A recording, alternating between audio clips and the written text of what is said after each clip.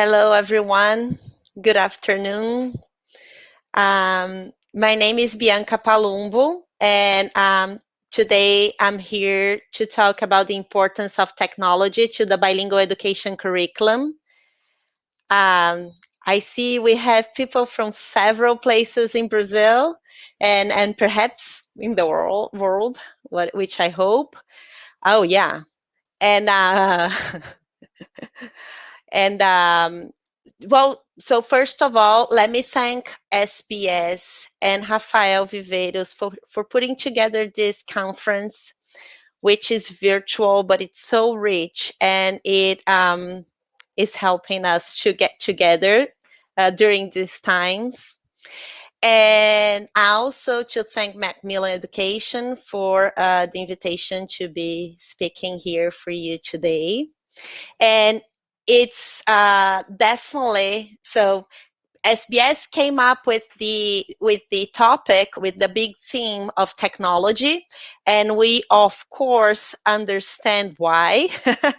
uh, from one day to the other in 2020, we all had to become technology experts, and I know we did very well, but I also know that it's difficult. It's been hard. It's being a adventure, and so I also became very interested. Of course, I only liked technology, but I became especially interested on how technology can work for me and not me working for it, right? So that's why. So today we're going to talk about these three of my favorite topics, of course, which are technology, bilingual education, and curriculum design. And oh, I see so many people, so many people, uh, dear people to me. So that's very nice. So to start this conversation, I have to start talking about bilingual education curriculum. And let's see, this is going to be the first change of slides. Let's see if it works. Oh, right, it did. Okay, so let's talk about the premises, about what we think about when we are talking about bilingual education curriculum. And one thing that I always hear, throughout my visits and all my conversations about bilingual education, um, is that there is so we have to put together the Portuguese curriculum and also the English curriculum. And to be honest, this is completely wrong. I mean, I'm sorry, but we have one student in the end of the line. So it should be one curriculum, a bilingual curriculum. Or in other words, in two languages, right? At least. And let's be okay. So I just want to say this like a disclaimer here. Today, everything I'm talking about today is about bilingual education in Portuguese and English. Many or most of what I will be saying, it can also be adapted to other languages, but I just don't. This is the aim of our talk today.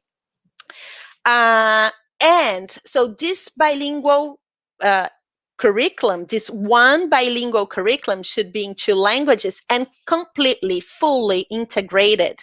And that means in terms of content, in terms of projects, in terms of as much integrated as it should be. And this would actually bring the students to a bilingual environment where they will be educated bilingually. And I want to bring these two guys to our conversation. Um, the one to the right, I'm pretty sure many of you know him. It's Lev Vygotsky. And I want to bring him because not only, so he deceased when he was 37. And it's absolutely amazing the work and the research he was able to bring to life, actually, to print by the age of 37.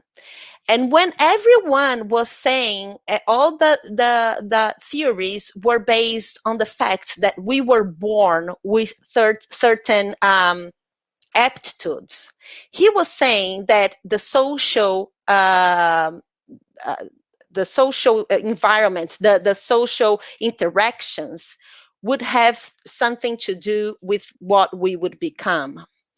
And this is very important. I'm bringing him to this conversation because otherwise, if that was not true, the curriculum wouldn't much a lot. It wouldn't mean a lot, right? It wouldn't actually be something that we should discuss so deeply.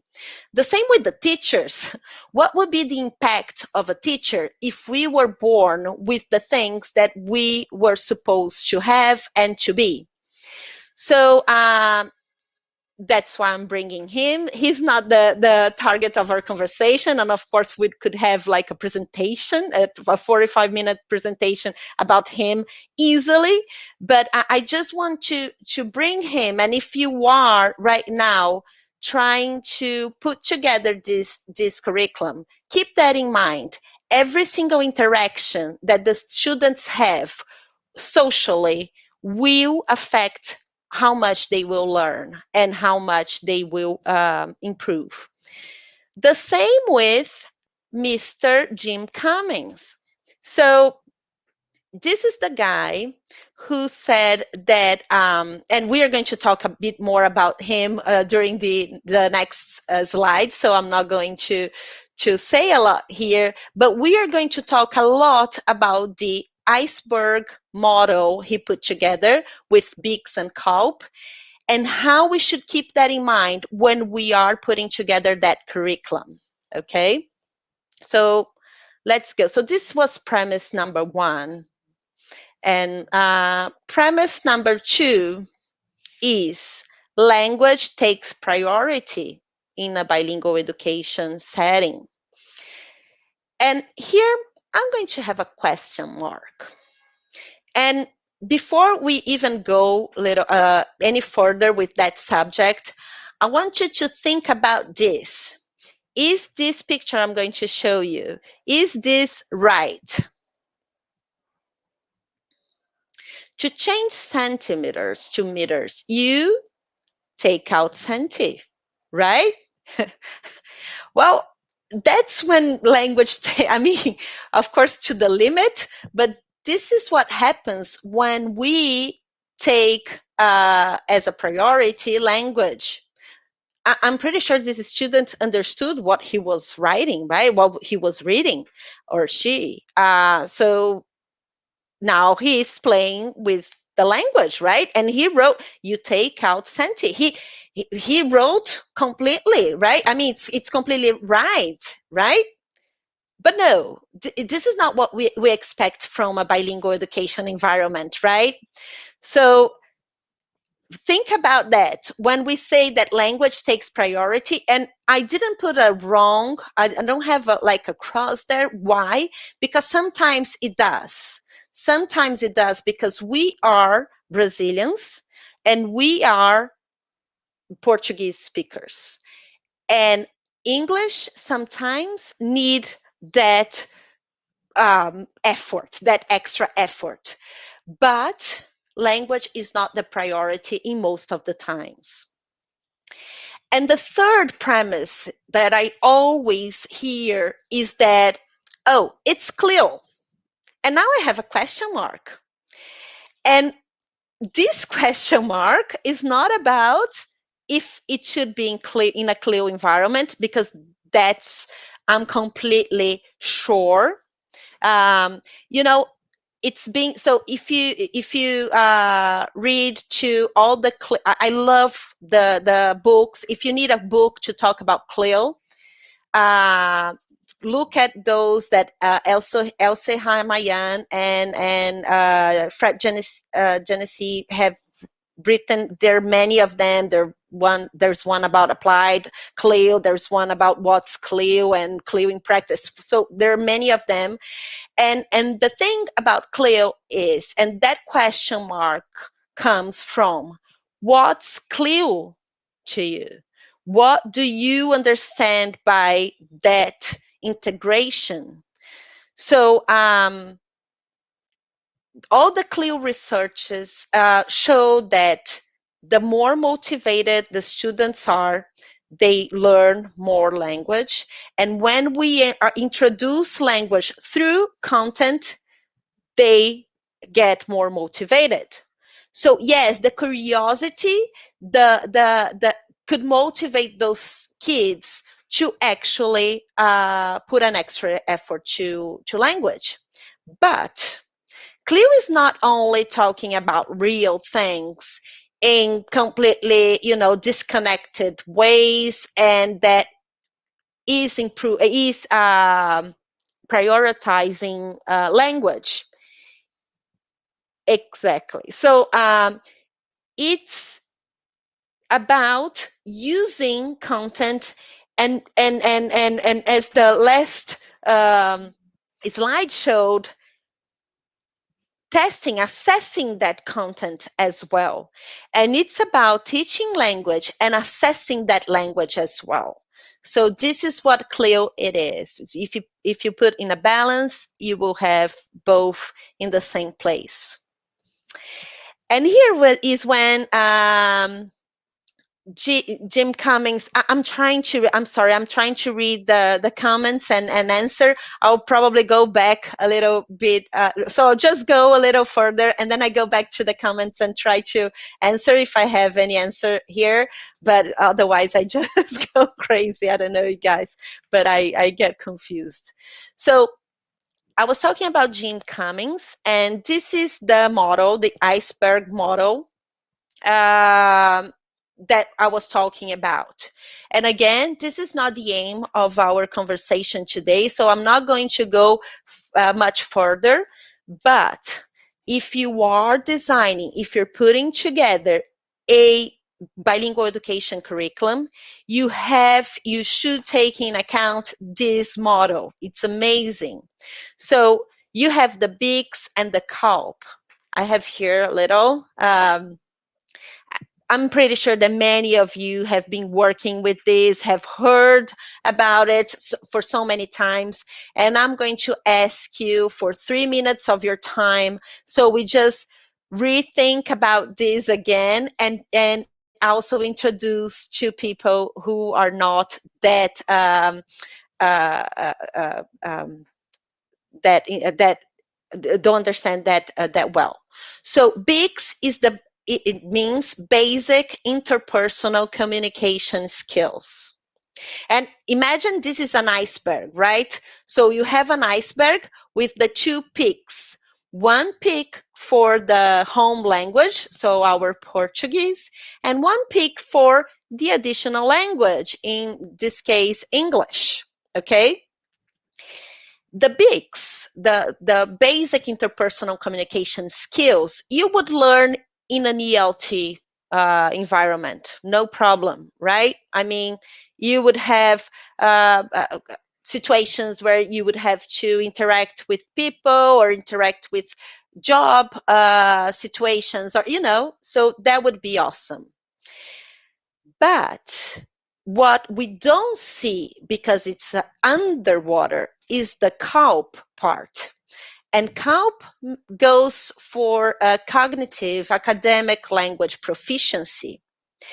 This is where the bilingual education should be taking, we should be looking at this.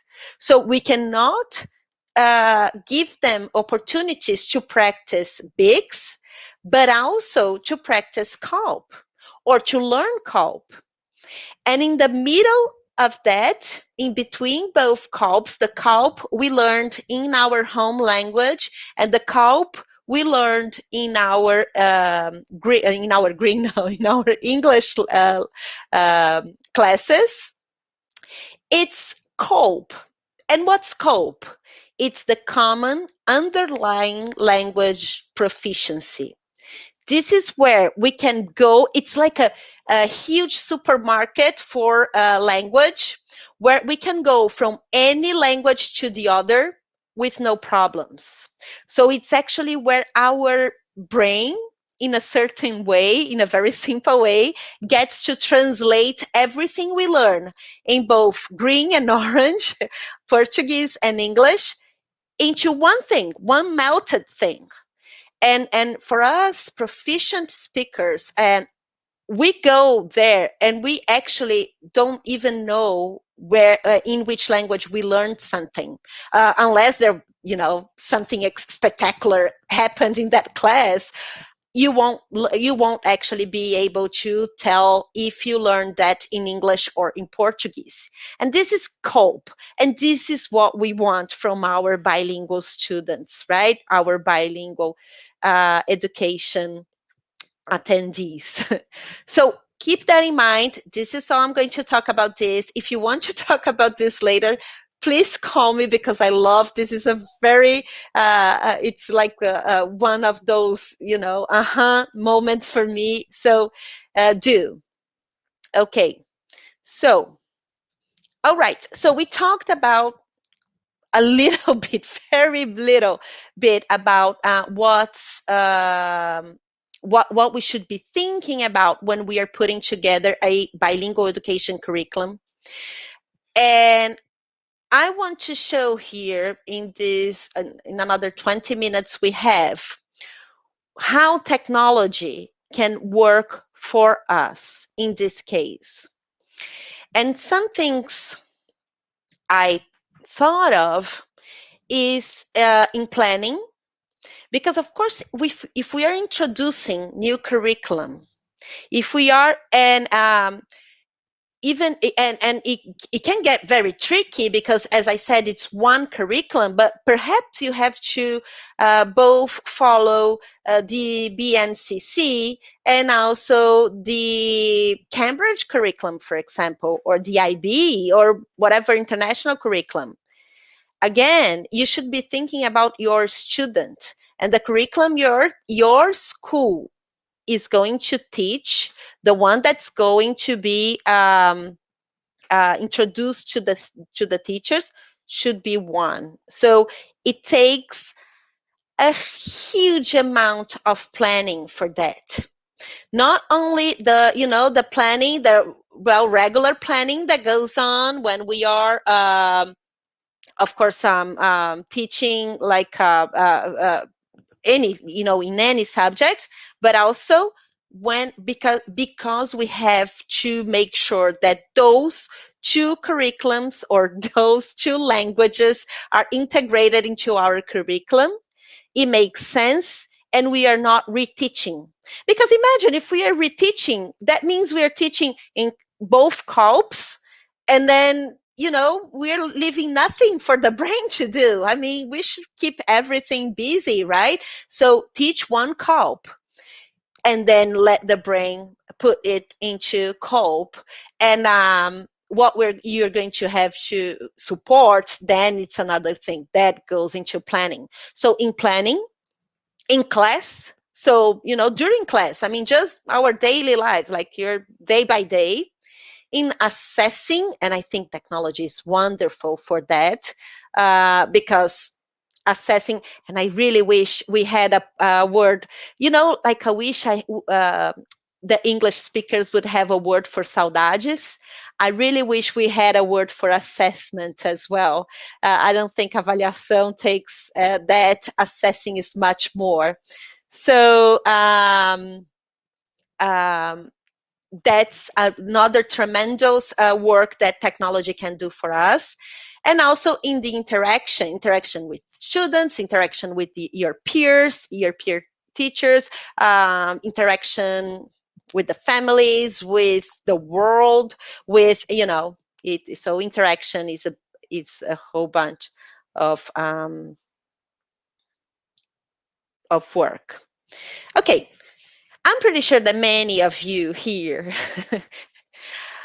as well as myself, had our this was our first computer, right? We would write, we would delete. I love the refresh.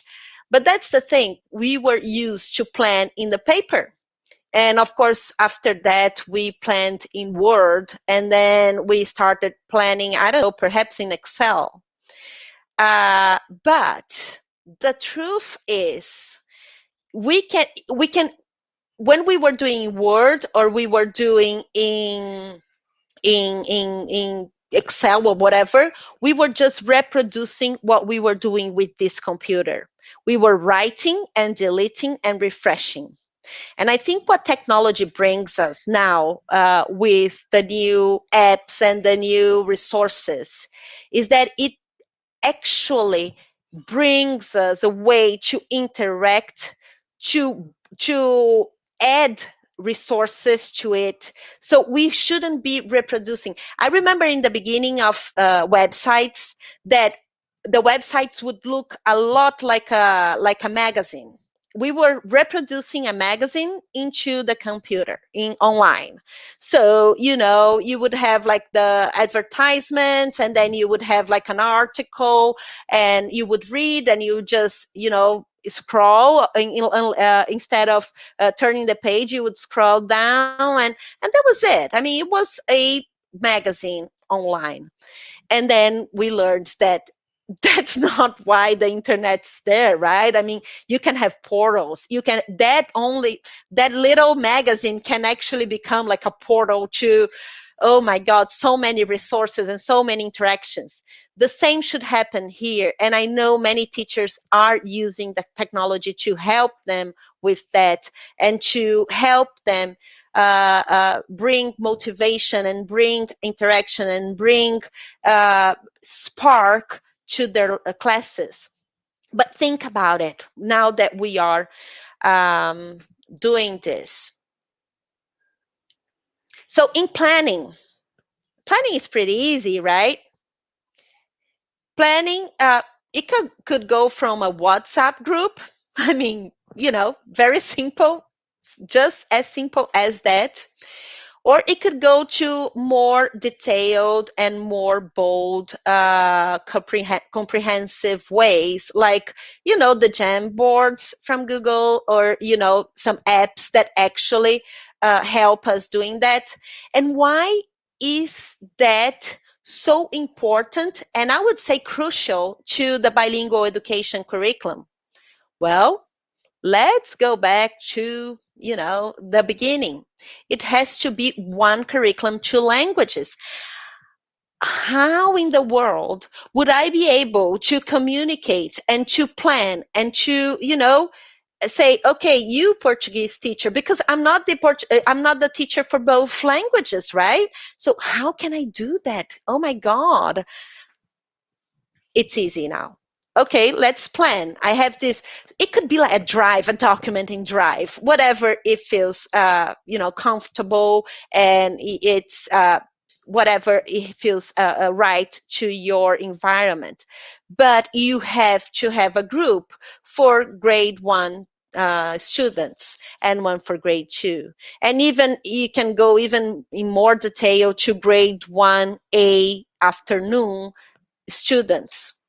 And that would mean that if those kids have um, other interests that you want to cover, or if the projects will be one project for each of the classes. So the how deep you want to go in detail with that is up to you, but you do have to communicate regularly with your peers.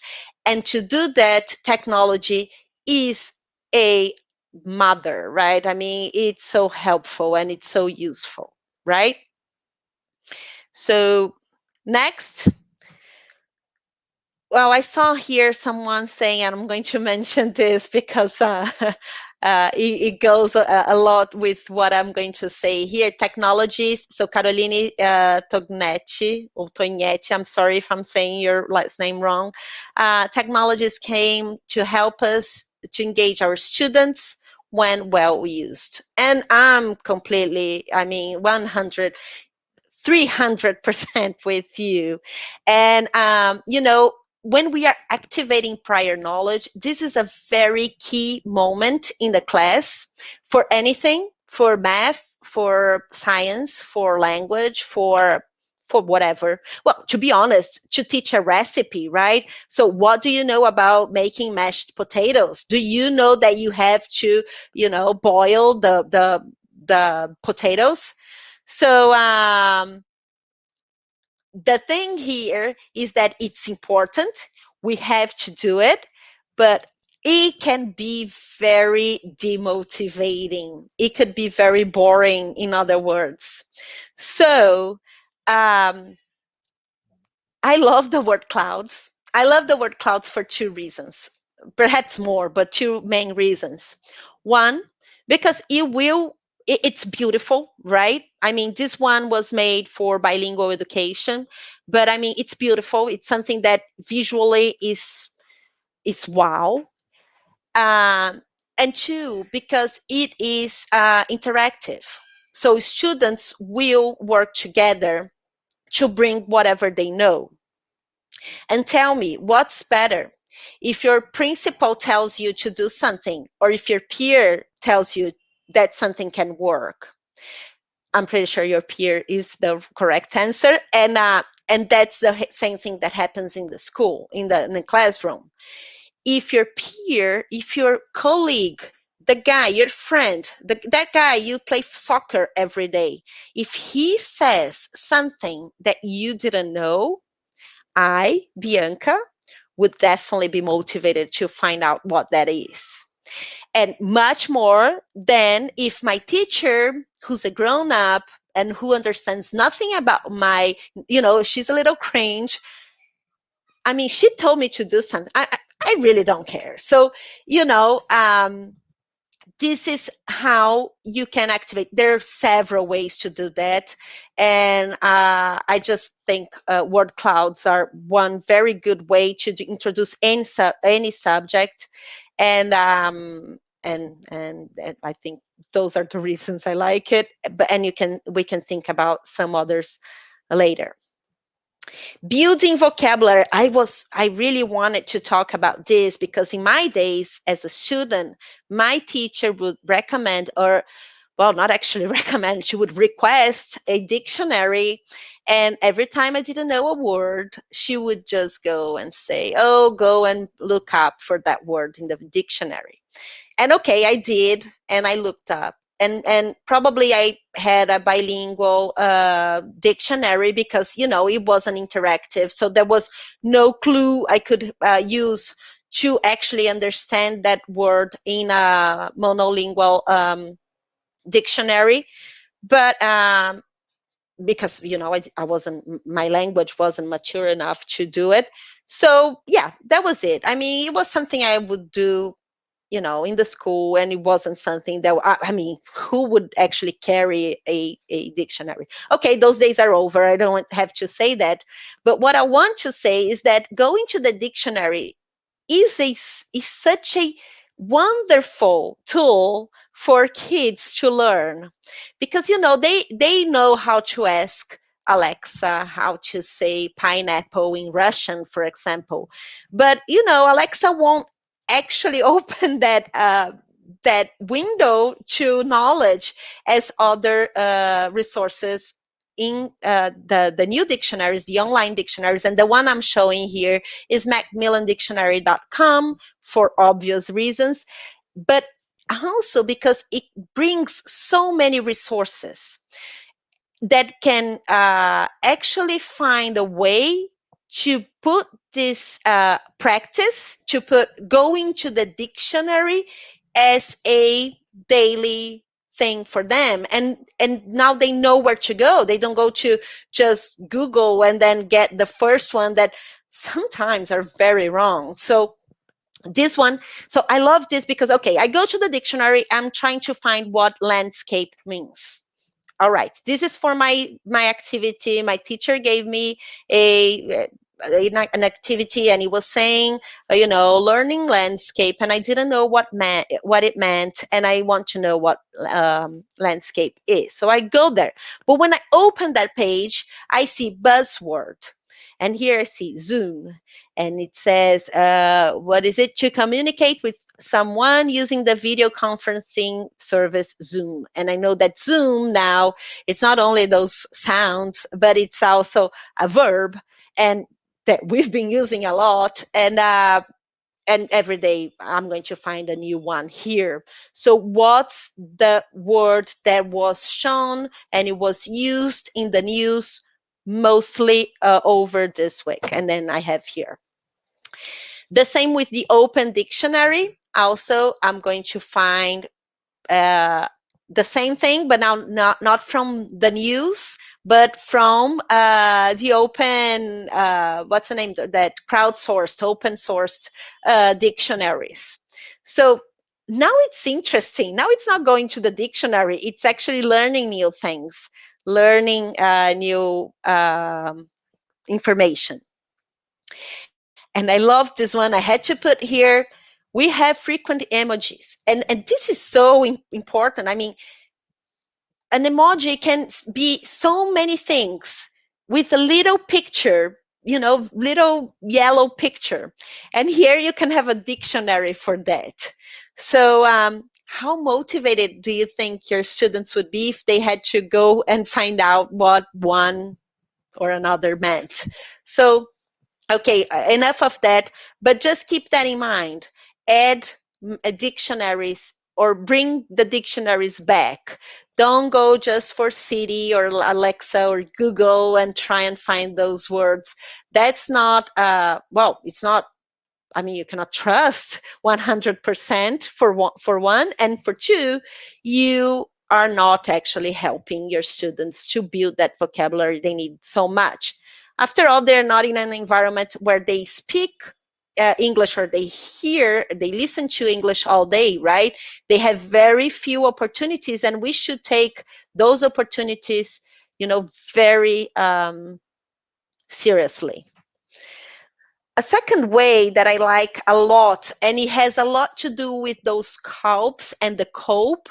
So how we learn that academic vocabulary, and also how we translate, and let me get those brackets here, that language to the other side. um, well, here's a QR code if you want to point and take. This is a very nice piece. I found an article about many graphic organizers free of charge. You can work online. And I mean, graphic organizers are so powerful and so useful and so easy to do. And that I definitely would recommend using them online. Great. Task-based activity. So now we have to plan. So, okay, I found out that my school is becoming bilingual. And now in my English classes, this person, Bianca, said that I have to talk about content, because otherwise I'm not going to actually produce a bilingual kid.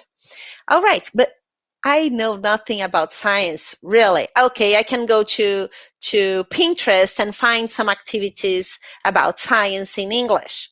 But what happens with that? It's that I mean, who is the curator for that? Who actually tells you that those are correct? So if you want to go for a online, free of charge data bank for activities, okay, do it. But keep in mind that you have to be very careful when you are looking at it, because I've seen bad things around. Here I have one that I love. Well, I don't know if you guys know One Stop English, but I've been using One Stop English since I was, oh my God, I was teacher like I don't know, decades ago, and I didn't even know it was Macmillan's. So that was a like a surprise, very good surprise when I came to Macmillan to learn that it's one of the programs that Macmillan has to offer. But I know that many of you also didn't know that CLEO, One Stop English, is a data bank for art, for classes, for lessons in all kinds of subjects, for all kids, for teenagers, for adults, for exams, for, oh my god, for professional development, for so many things. Here I have one for CLEO and teenagers, and they are separated by um, subject.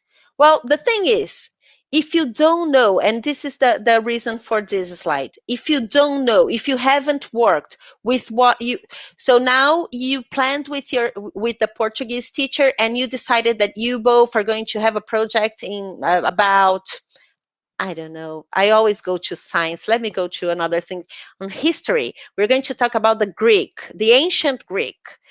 And to be honest, I don't know anything about the ancient Greek. I know, they existed, but I mean, that's not a lot. So what do I do? You should go to one of those banks and you should look for activities. Don't try and do everything from scratch. That would be, incredible work and not very smart work, very smart use of your time. So this is something technology helped a lot. It's very simple. I mean, it's not even the technology taken to like 4.0, but it's something we should remember. We don't have to read, I mean, we don't have to create everything. We can adapt many things. And also always adapt. I mean, your students deserve, if you're not taking your time to create from scratch, you can adapt and have a better response to it. Of course, you have the digital lessons. We have the games kids play, which are actually gamified learning apps, and they are so motivated, and they're doing the same. I chose this screenshot because we can actually see here. It's not how the program looks like, but we can actually see here where the pedagogical part is, where the learning is, and where the the game does where the game is what's the game the kid well the game that the kids playing in I'm sorry, I tried to answer here and I saw that it's sent, so it's all good. All right, so use those. Most of the programs you are using now, either for language or for content, most of them have lots of technology attached. So use those lessons, use that work that someone made for you, and it will definitely help you, and it will motivate. The media that the kids are going to use is definitely something they like better.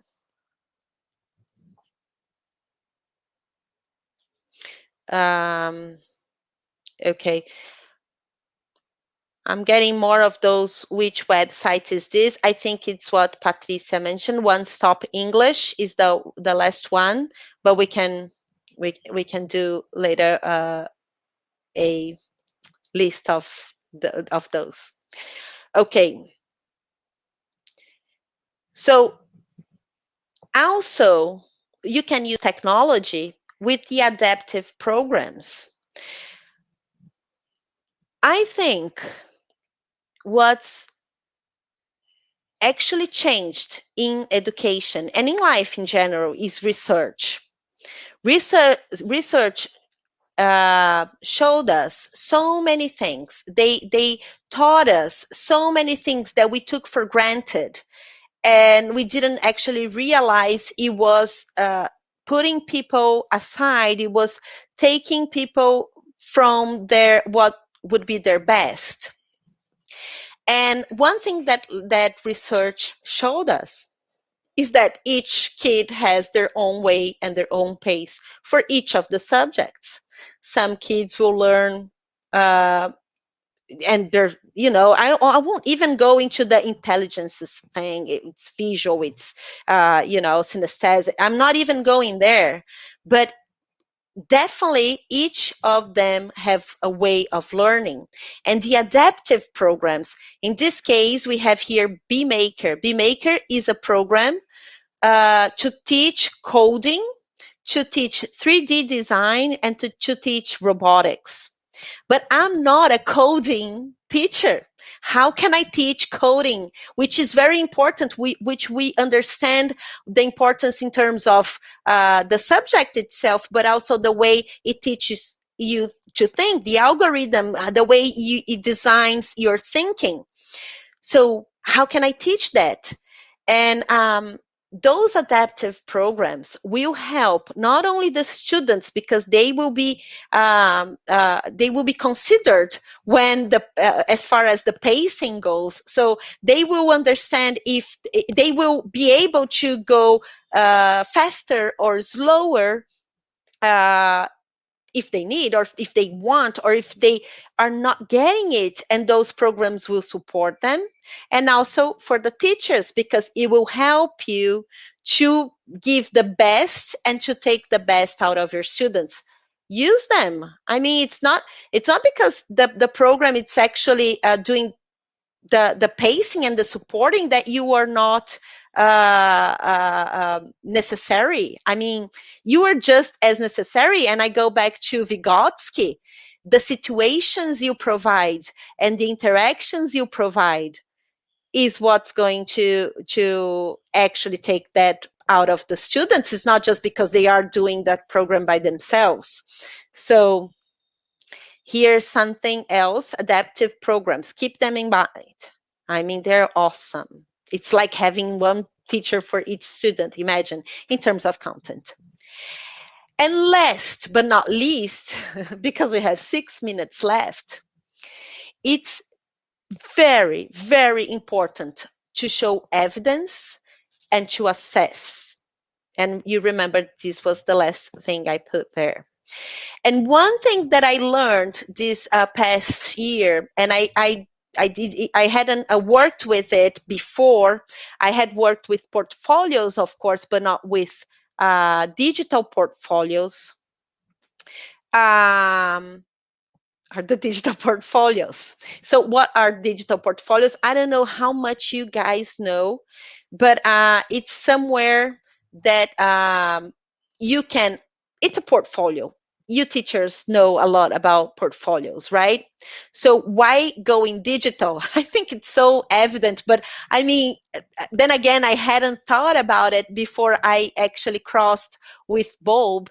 So the digital portfolio is a collection of multimedia artifacts that showcase a student's learning experiences, goals, and achievements. So it's where you can actually bring videos, links, you can bring audios, you can bring, oh my God, pictures, you can bring whatever you want, and actually put them together in a way that you can show evidence of the improvements of the student, so the student can self-assess. And you can go to that, one a friend of mine, my colleague, used to say that it ends with that thing on the barbecue on Saturday, when the father goes and say, "Oh, look, Joãozinho is in a bilingual school. Now, Joãozinho, say something." And I mean, really, uh, those digital portfolios is like putting together everything that the kid actually learned, and they can show the best way they have. So I'm going to show here a little. Oh, I'm sorry. It went to the to. Oh no, it doesn't. So anyway, it's where you can add from academic stuff So you can have like a grade one. So as a teacher, you can start writing activities, writing resources, writing lessons to the students and keeping them together in collections. So let's say I have a collection for grade one sustainability. I have one collection for grade two technology, whatever.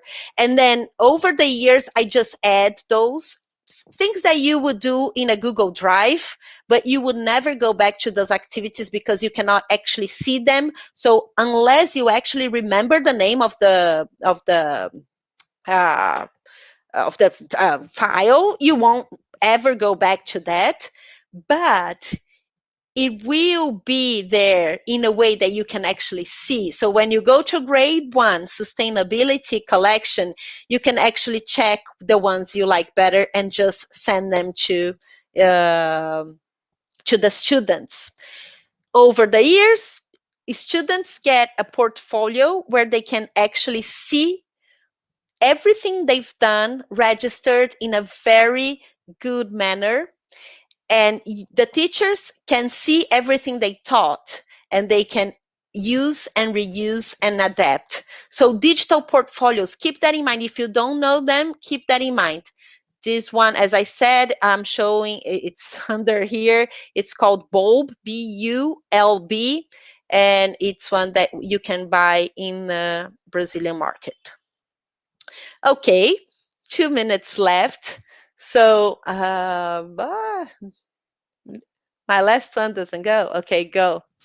So I know many teachers won't have access to all the apps and all the resources and all the platforms and all the, sometimes not even, electrical and power. But I like this sentence, this quote, that we expect teachers to reach unattainable goals with inadequate resources. The miracle is this, that they often do, and we do. So I hope you can take the most out of your hybrid classes and your lack of technology, or and because in the end of the day, what we want is that the students come out of these classes and these lessons and better and improved. So thank you very much for being here. uh, Rafa is going to be very happy with me because I ended it at the right moment. But so thank you very much, and I hope to talk to you later. Okay, bye bye.